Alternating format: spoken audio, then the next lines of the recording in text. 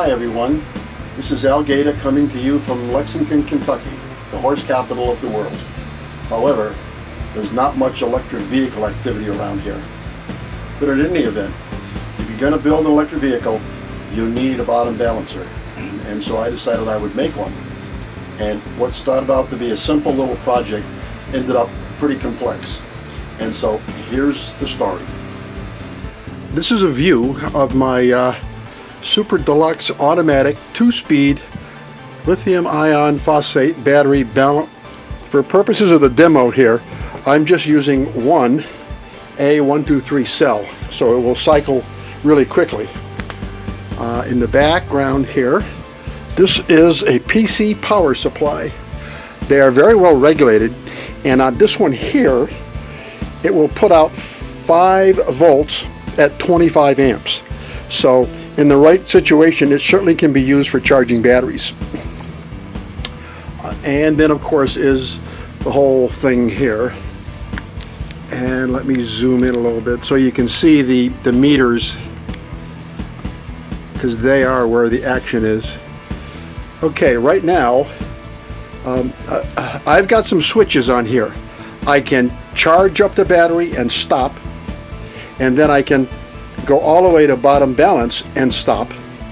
Or if I have both switches down, it will charge all the way up to 3.1 volts and then it will discharge in the bottom balancing technique all the way down to I think I made it 2.6 volts. And the reason for those kind of artificial values is so again it would cycle quickly. This thing goes through a charge and a discharge in about 9 minutes. Now before we actually get into the little demo here, I want to tell you about the evolution of this thing. I had to build a bottom balancer, so I decided it would be cool if I just put it on a piece of wood and mounted the meters, and that would be kind of neat. I wouldn't have wires hanging all over the place. So I did that, and then I said, you know, it'd be cool if I could demo this at EvCon 12, just set it up on a bench in Jack's garage, and people who had never seen a bottom balancer in action could come over and admire it. Well, after you bottom balance, you got to recharge it so you can bottom balance again. So then I had to put in the logic and stuff to detect when we had reached bottom balance, and then stop that, and then charge the battery, and then recognize when the battery was full, and then go back into the bottom balancing cycle, unless one of these 2 switches down here are thrown. So that's the evolution of it. And the backside is just the rat's nest of wires and stuff. Okay, let's actually run it through a cycle here. This is the JLD404. It has the relays in it and logic to detect the bottom balance limits and stuff like that. Okay, this here meter is just a plain old voltmeter, and this guy and this guy don't always line up. This only has 1 digit of resolution. This has got like 3 digits of resolution, so it doesn't always work out to be exactly the same. Okay, I have brought this up to charge and hold.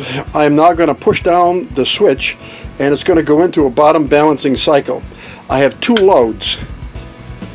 One load is these guys, which is the big load. So it's these guys, and these 3 bulbs are the heavy load. And yeah, there we go. They're going to burn until this here reads 2.6 volts.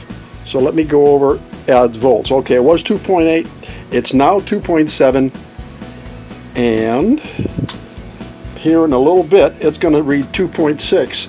What we do is we then turn off all the loads, and the battery voltage starts to creep back up. And when it hits 2.7, the low load will come on, and if the battery is still strong enough, it'll creep back up to 2.8 even with these on, and it will switch these back on and start a heavy discharge. With them all on, we're discharging like 7 or 8 amps. I want you to know this whole thing, except for the meters and the shunt, built out of a junk box around here. I never throw anything out, so I have a well-stocked junk box. The battery voltage is 2.7 volts still, and there we go. You see it hit 2.6? Boop. It went by quick. It'll happen again here pretty quick. There. These are off because battery hasn't recovered. Now the battery's recovered, and the voltage drops and everything goes off. The little load comes on, and if the battery's strong enough, it will light up the heavy load. The voltage will come up and it will trigger this to turn on the heavy load. So it's going to sit there and cycle like that until eventually, and it may have already gotten there, the battery can't recover up to 2.8 volts. So it's sitting at 2.7, and it's just going to sit there until the low load. Let me kind of center that up now. That is these guys here, these three bulbs. Those came out of my automotive bulb box. Some of them are probably from the 50s. Anyway, it's holding at 2.7, but if you had more digits of resolution, you would see it's drifting down, and it's going to keep going down. That PC power supply, by the way, works really great. Depending on the vintage of it, you will find a green wire. That green wire plugs into the motherboard, and the motherboard provides a ground on that. And when you ground the green wire, the whole PC power supply powers up. And if you go read the label on them, you'll find out they're pretty hefty. Like I said, 5 volts at 25 amps, and I've really drawn 30 amps out of it. And then there's 12 volts at 9 or 10 amps. So there's some serious power to be had.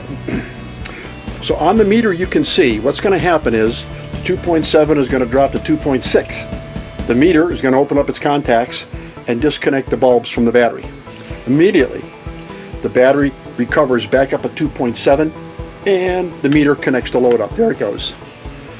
Now if you watch, you'll see the lights are on most of the time, and they're off briefly. When you get into this after a while, the lights are mostly off, and they only blink on for a very short period of time, and this is a phenomena as you approach your bottom balance voltage and the battery gets more and more depleted.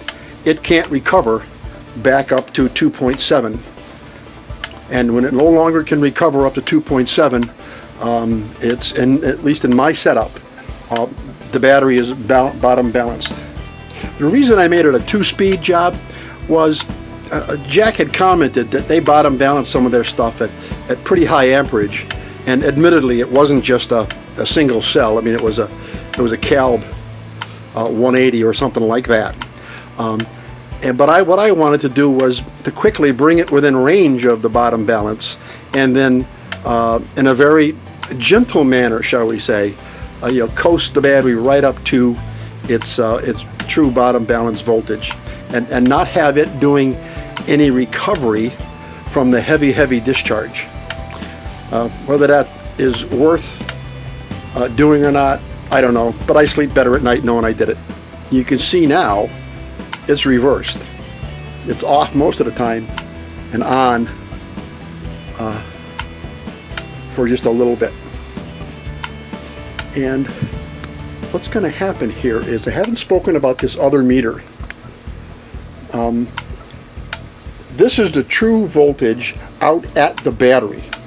I have run a separate wire from this meter out to the battery because I was getting all kind of inconsistencies and voltage drops in the wires, and I couldn't figure it out till I started getting the true voltage on this guy. When this one gets to 2.705, that is when see how it's bouncing down. 13, 13, 13, 10, 6, 5. Oh, it did it right there. Notice those two little lights came on. And if I go back up to here and have this one measure amps, As you can see, we're putting 24.3 amps back into the battery. We're now charging it. And what's going to happen when I get up to, when this meter here says the battery voltage is 3.1, we drop out of charge mode and go back into bottom balance mode. And it's already 299, and it's going to hit 30, and it's going to run right on up to 3.1. You can see we're still putting 22 amps into the battery. The battery voltage is 3.077. And I have confidence in this guy here, because when I put my digital voltmeter on the battery, we get the same thing. And here we go.